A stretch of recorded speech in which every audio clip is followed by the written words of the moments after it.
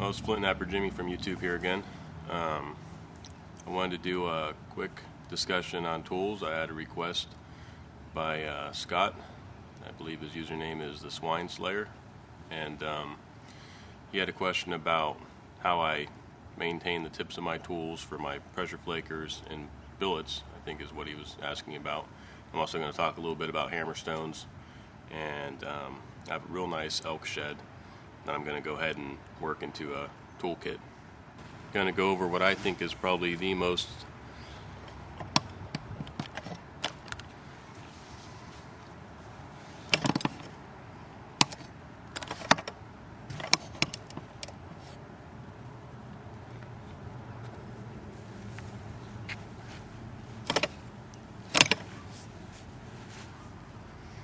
Alright, I'm just going to go over what I think is probably the most important tool for the flint knapper, and that's the hammerstone.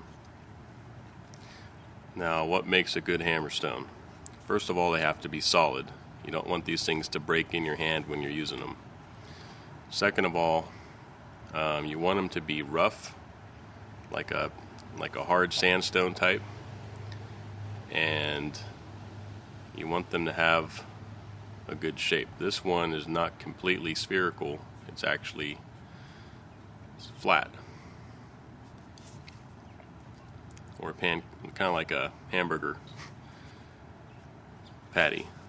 And the reason for that is we're actually striking for doing spalling. We're actually using this edge here. So when we strike into the stone like this and make contact, it works more like a copper billet or a copper bopper.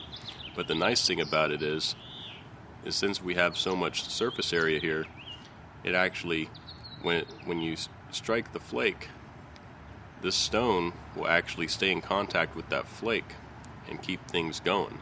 Whereas if you just strike in with a billet or a copper bopper or something, you don't always get such good contact.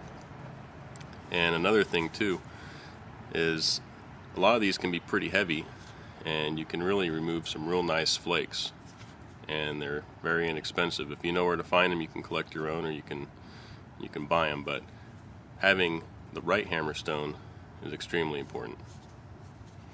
And hammerstones come in all sizes. Even these small ones right here can be used. And smaller than that, I could use one half that size and still make a point. Now this is a moose billet, and for maintaining these tools, I like to use these great big files.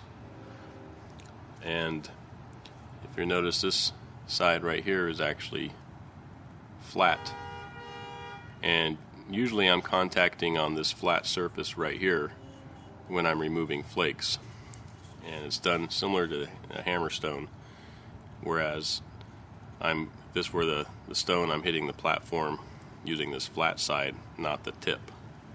And I don't like them to be completely rounded over. I like to have a flat area. I find that works better.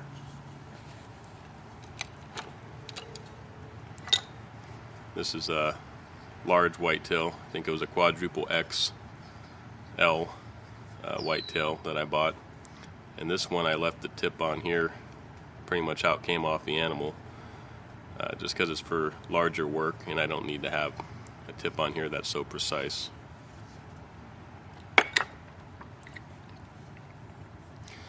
This is a nice little punch that I made. This came from an antler, which actually had a crook in it. Kind of came down like this and then went back out. So I just used that really hard side right there for the business end of the antler, and then this is the side where I removed the rest of it. So this one's a real good punch, real hard. So if you ever get those antlers that are kind of crooked, that's what you can do with them.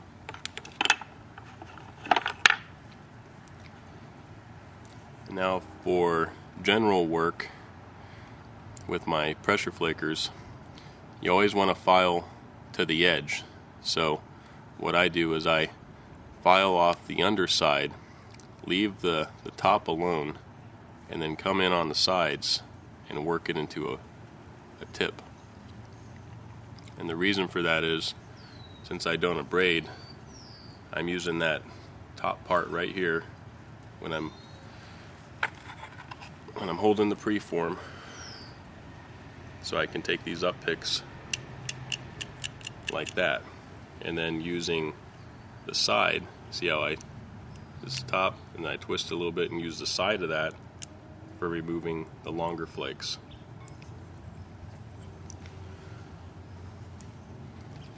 I'll just go ahead and sharpen this real quick so you can see. This is the underside.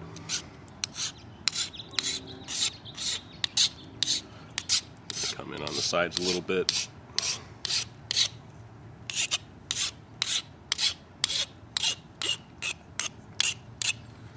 And this does not need to be perfectly pointed. In fact, you want it to be more blunt like that, just like our billets were, to have a flat side as well.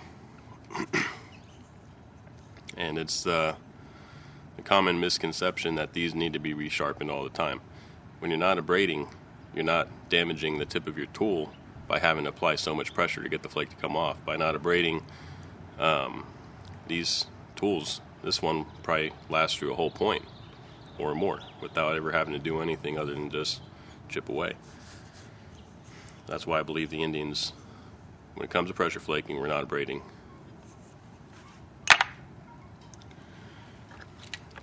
And last but not least, this is my Ishii replica tool, 1/4 inch iron stock that's been naturalized or normalized, or I guess detempered, you could say. My brother cut this for me, and he put it in his forge, and he fired it up and let it cool down by its own heat. He's a blacksmith, he understands how metal works, and all I did was put it into a wooden handle. You don't need to treat your iron, you can just use it raw and it works just the same. And what Ishii did is he would hammer down the ends here flat, and then a little bit on the sides there, and it's almost square but not quite, and then you just keep the tips filed. And this is one of the varieties of the Ishii pressure flakers that I use. Well, in California, where I'm from, we don't have moose antlers, but once upon a time there used to be a bunch of elk around here. But unfortunately, when the settlers came in during the gold rush, they wiped out all the elk along with all the Indians. But I have a nice elk shed right here, which should work just fine in place of a moose. So we'll go ahead and turn this into a billet and a couple of pressure flakers.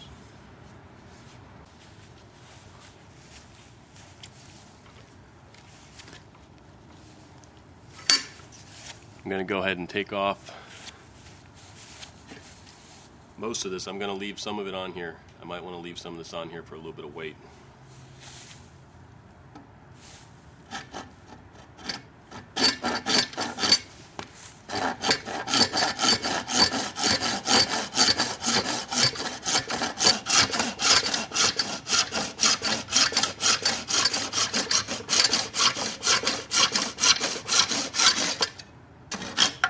There's a decent tine.